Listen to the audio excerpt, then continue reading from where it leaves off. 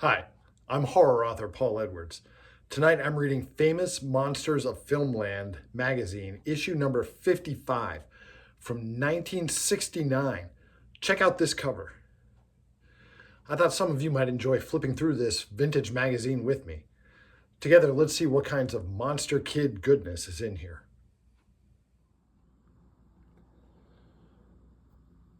The cover of Famous Monsters of Filmland, issue number 55, is Land of the Giants. If you don't remember, Land of the Giants was a TV series. It was an Irwin Allen TV series. The same guy that created Lost in Space and Voyage to the Bottom of the Sea.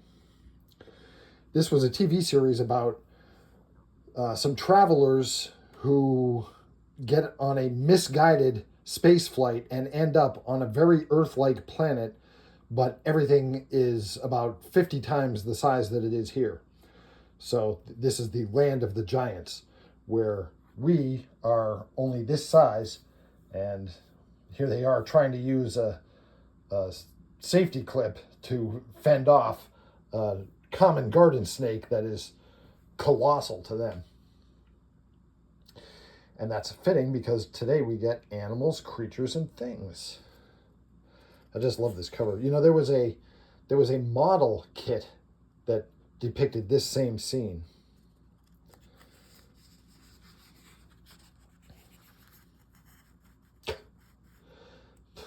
The malted milkman melts again for all you true lovers of monsters, famous and infamous kind. Yeah. Well, you know, our editor-in-chief, Forrest J. Ackerman, loved to make jokes and quips.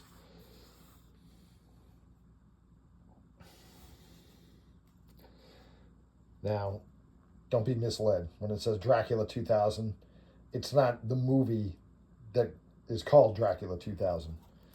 That's way ahead of this. This magazine came out in 1969.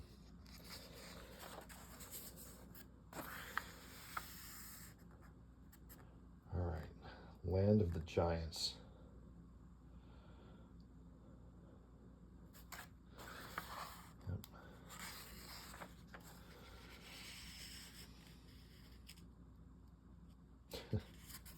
And they speak English. Yep, the Giants do speak English. Yep, that's exactly true.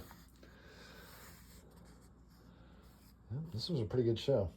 You know, the male lead in this series was played by Gary Conway, who monster fans probably best know as the Frankenstein monster in I Was a Teenage Frankenstein.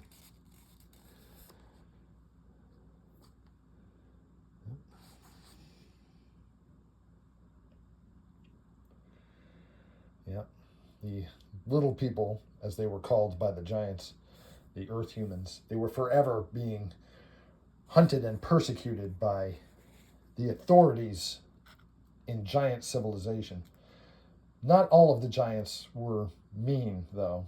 Some of them, in fact, wound up being helpful to the Earth people. They never did. They never did get back home, though. There never was a final episode where they got back home, sadly.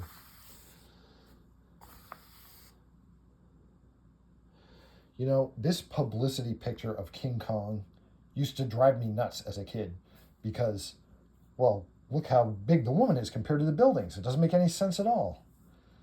You know, you can't be that left-brained when you're looking at it. It's more of an impression than it's not supposed to be the scale.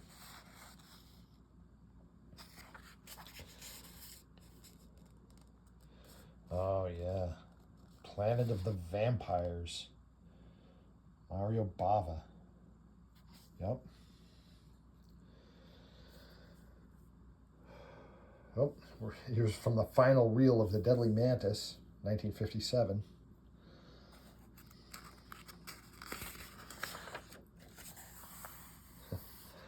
Less convincing than The Deadly Mantis, The Attack of the Crab Monsters.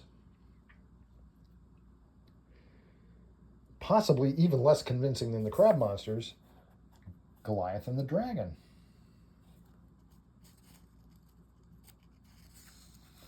You know, in the Bible, Goliath is a bad guy. So what's up with these swords and sandals movies where Goliath is suddenly the hero? I understand Samson and Hercules being the heroes of these things, but why Goliath? He was a bad guy.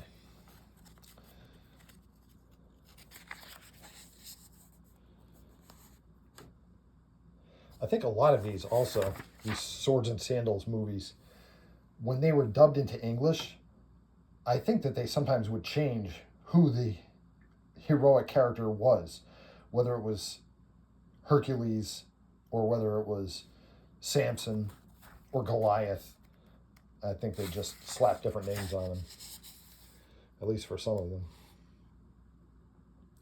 Ooh, I loved this when I was a kid. 1 million years BC.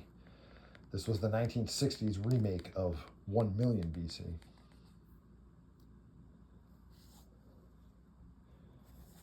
Hercules and the Captive Women.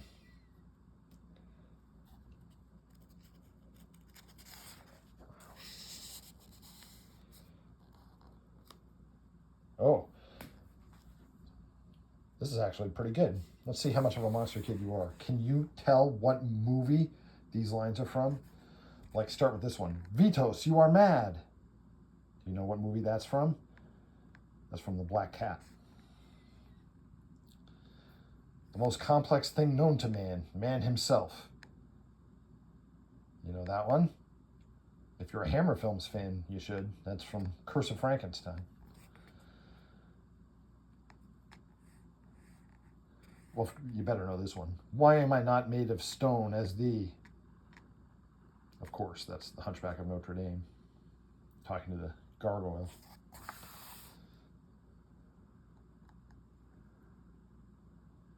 Yep. But in case you're stumped on any of them, they do give you the answers upside down here. But I didn't cheat. I actually did know those. All right. Dracula 2000.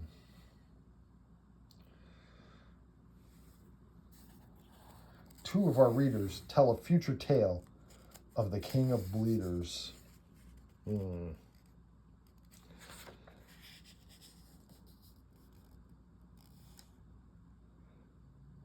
this is pretty good. If you submit your fanfic to Famous Monsters of Filmland and they print it alongside pictures from Dracula movies, that's pretty good.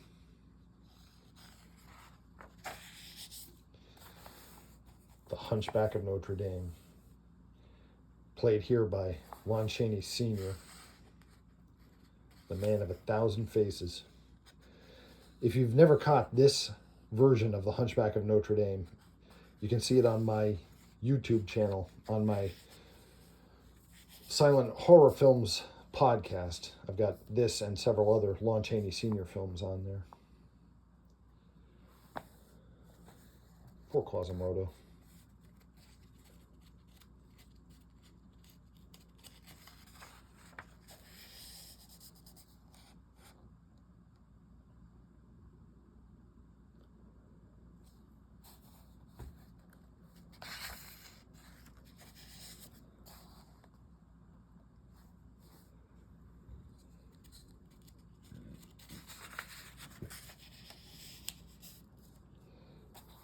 Wow. Forrest J. Ackerman loved the fact that he was introducing a new generation of monster fans to the horror movies that he had loved when he was a boy, especially Lon Chaney Sr., who was his favorite of all. So he always made sure to give plenty of retrospective coverage to Lon Chaney Sr.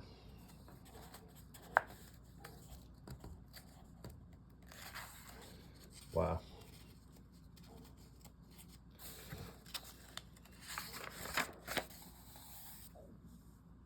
Oh my gosh.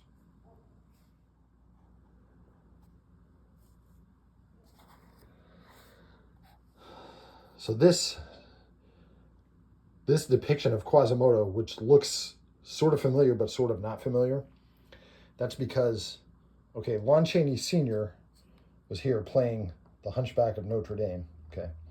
When they made a movie about Lon Chaney Sr.'s life, the movie was called The Man of 1,000 Faces. And in the movie, here is James Cagney playing Lon Chaney Sr. playing the Hunchback. I hope I said that right. Lon Chaney Sr. playing the Hunchback, James Cagney playing Lon Chaney Sr. playing the Hunchback.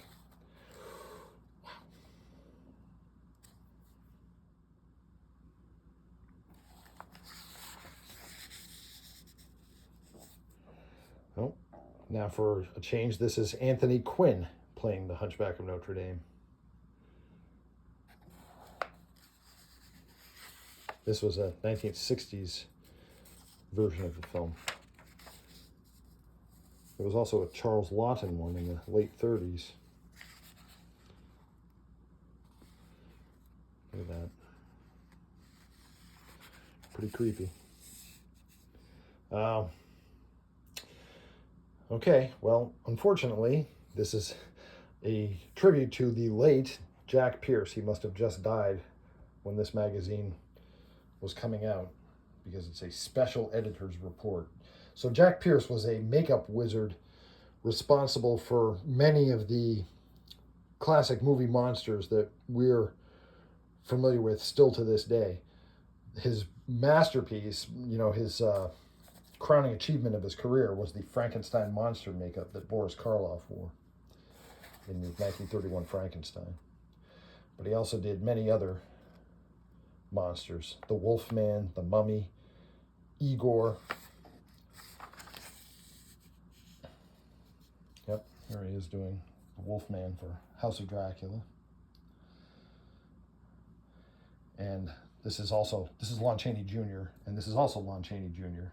here getting dressed up as the Mummy in one of the 1940s Mummies films, The Mummy's Ghost.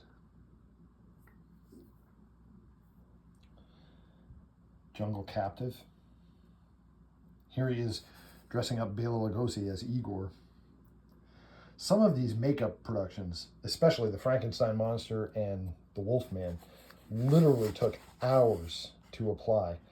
And every day the actor would have to sit there for hours and sit still while Jack Pierce applied the monster makeup, which I'm sure was extremely uncomfortable. And then the actor would have to go and film the scenes, and then they would have to take it all off, which took like another hour.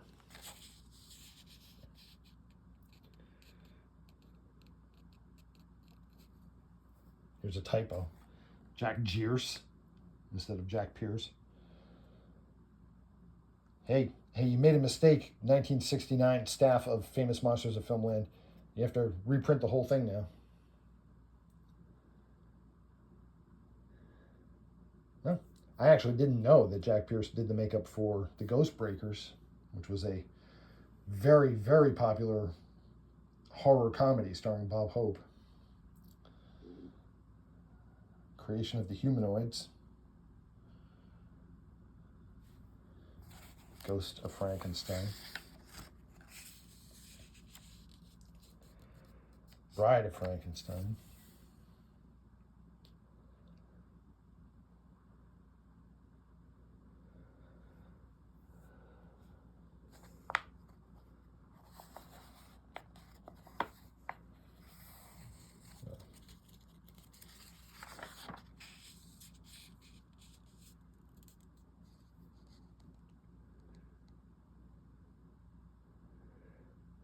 This is in the 1932 film version of The Mummy. The Mummy was not wrapped in bandages for the whole film, only in the opening scenes.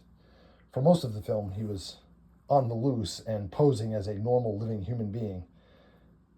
But he was really Imhotep, an ancient wizard who was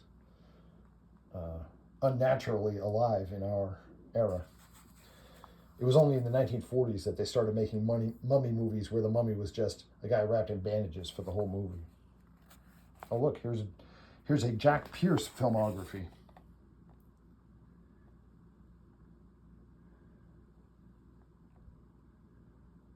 Oh, wow.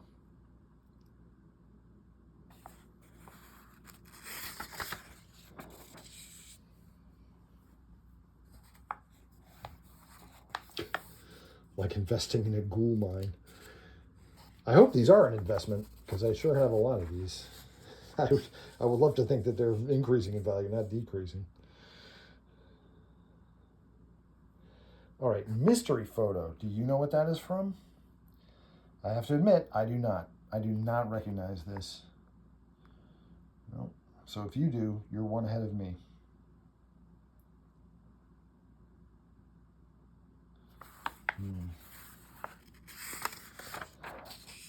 Oh.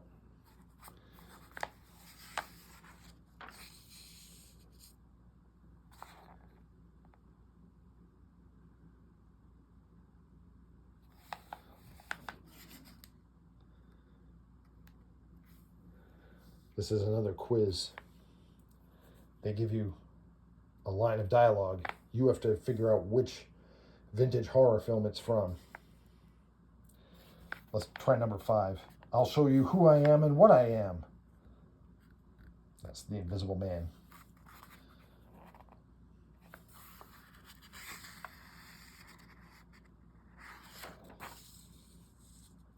You asked for it. Reader request pictures. Oh, this is from the Deadly Bees.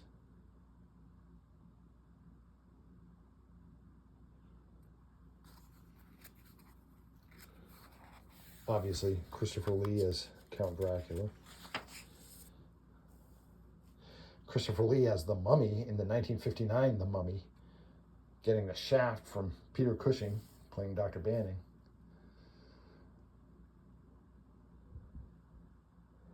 I'm not sure readers really had to write in to request pictures of Karloff as the Mummy. I'm pretty sure that FM printed those on a regular basis without the need for reader requests. This is from Plague of the Zombies.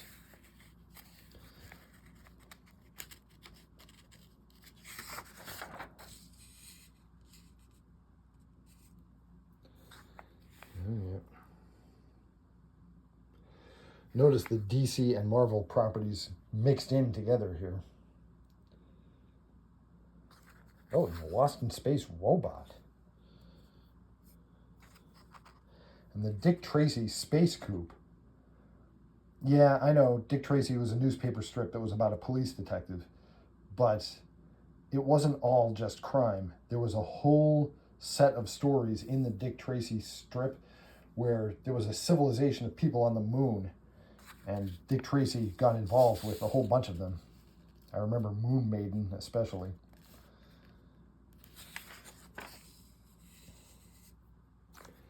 Nice. In another video, in the comments, one of you pointed out that you had this King Kong model when you were a kid, because I mentioned that I had, well, I still have the Godzilla.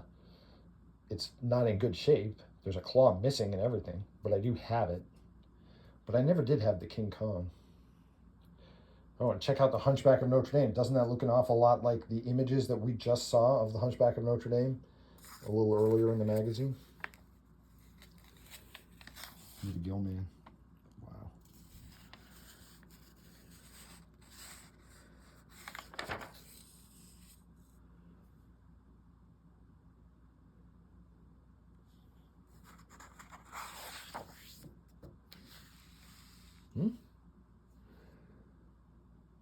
Turn any snapshot into your very own monster giant poster. That's just a roundabout way of saying they'll blow up a photograph and sell it to you in poster form. I just love this cover.